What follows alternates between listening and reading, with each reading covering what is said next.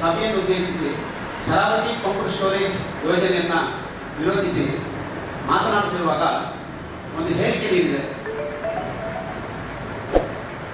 ಕಾರವಾರದ ಕರಾವಳಿ ಉತ್ಸವ ನಡೆಯುವ ಸಂದರ್ಭದಲ್ಲಿ ಡಿಕೆಶಿ ಅವರು, ರಾಜ್ಯದ ಉಪಮುಖ್ಯಮಂತ್ರಿ ಡಿಕೆಶಿ ಅವರು ಕಾರವಾರ ಬಂದಿದ್ದರು. ಅವಾಗ ಒಂದು ಪತ್ರಿಕಾಗೋಷ್ಠಿಯನ್ನು ನೀಡಿದರು. ಅವರು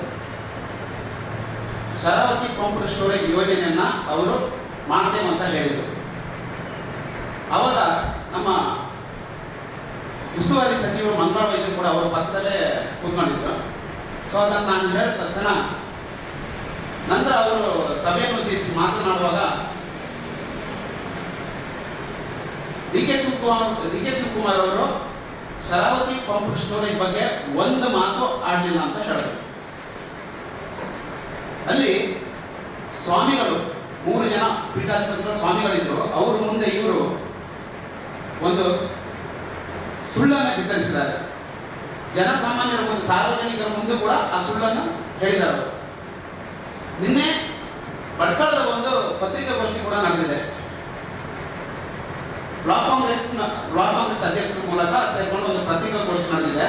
ಅಲ್ಲಿ ಕೂಡ ಅವ್ರದೇ ಅಧ್ಯಕ್ಷರು, ಬ್ಲಾಕ್ ಕಾಂಗ್ರೆಸ್ ಅಧ್ಯಕ್ಷರು ಹೇಳಿದ್ದಾರೆ, ಡಿ ಕೆ ಶಿವಕುಮಾರ್ ಅವರು ಹೇಳಿದ್ದು ನಿಜ, ಆದರೆ ಮಂಕಾಳ ವೈದ್ಯರು ಅವರು ಸರ್ಕಾರದ ಸಚಿವರಾಗಿರೋದ್ರಿಂದ ಅವ್ರ ಪಕ್ಕದಲ್ಲಿ ಕೂತ್ಕೊಂಡು ಅದ್ರ ಬಗ್ಗೆ ಇವರು ವಿರೋಧ ಮಾಡಲಿಕ್ಕೆ ಆಗಿಲ್ಲ ಅಂತ ಹೇಳಿ ಅವರೇ ಒಪ್ಕೊಂಡಿದ್ದಾರೆ.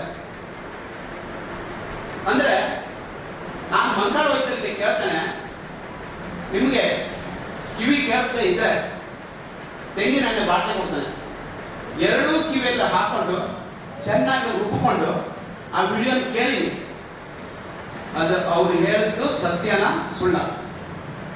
ಮಾಧ್ಯಮದವತ್ತು ಆ ವಿಡಿಯೋ ಇದೆ, ಸಾಕಷ್ಟು ದಿನಗಳಿಂದ ಅದು ಹರಿದಾಡ್ತಾನೆ ಇದೆ. ಈಗ ನಾನು ಮಾತಾಡಿದ ತಕ್ಷಣ ಅದು ಇನ್ನೂ ಜೋರಾಗಿ ಹರಿದಾಡ್ತಾನೆ ಇದೆ. ನೀವು ಸ್ವಾಮಿಗಳ ಮುಂದೆ ನಿಂತ್ಕೊಂಡು